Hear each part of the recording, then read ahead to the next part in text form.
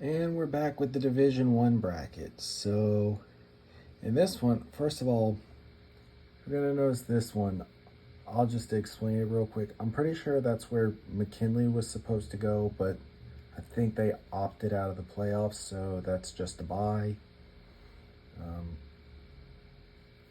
And anyway, so again, already auto advanced the teams. I didn't really want to explain, other than, if you're seeing this, like, why are you automatically moving on the 11th seed? Because they're not really the 11th seed. They had to forfeit a bunch of games, but they got in, and like they're coming off of beating this team 42-13. And don't let the rankings deceive you, by the way. They're absolutely better than them. They just had a non-district loss, but that it was a non-district loss by 2 touchdowns to one of the best teams in the state. But anyway, so yeah, this one and this one I didn't really want to explain. This one I'll explain, but I'm gonna quick pick. Basically, I mean, if you follow Louisiana high school ball, St. Aug's got the athletes by themselves to beat Shaw. And for this game, that's pretty much all they're going to need. They're going to need a whole lot more than that to beat Catholic, and frankly, I don't see it. Here, now St. Paul's came out second in their district. Scotlandville did it as well, but yeah, this is a case where Scotlandville, they have the athletes on them. I see Scotlandville winning this one and moving on. And I don't have much doubt in my mind that it's going to be right. Now, while this is going to be a far travel for them, ever since they had to forfeit all those games, Brother Martin's been playing like someone owes them money. So yeah, I think they move on pretty easy. Now, this team is hitting their stride, and it's unfortunate that they have to get a game against a team that probably should be like the 3 or 4 seed. So moving on to this one. This game was played earlier this year to the tune of a 17-13 game. I see another close game between these teams, but I think Jesuit beats them again.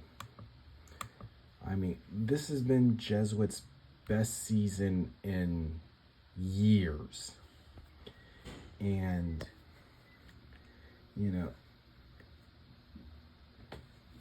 I don't know enough about them to make, any definitive statements other than, they play good football.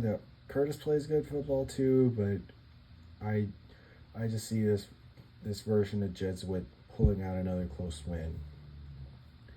Now, Scotlandville is very similar to a team in Woodlawn that was Catholic's lone loss this season. But in a playoff setting, I don't see that happening again.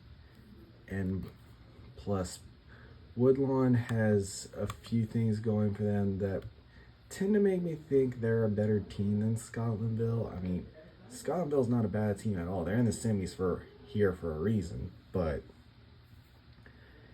Catholic is just that's a whole other level. And I don't know what it is about Woodlawn, but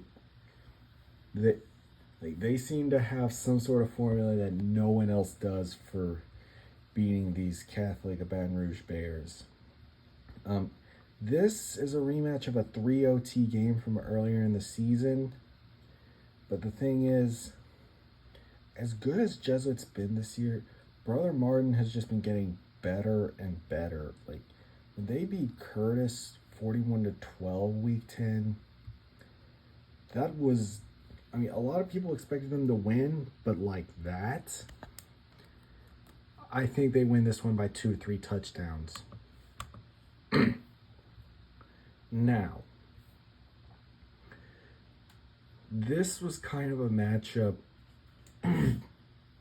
that from before the season, a lot of people saw coming.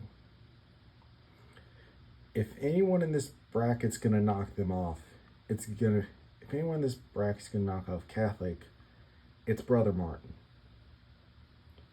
That being said, I don't think they pull it off. And I have Catholic Baton Rouge as your Division I state champs. And yeah, that's your Division I bracket.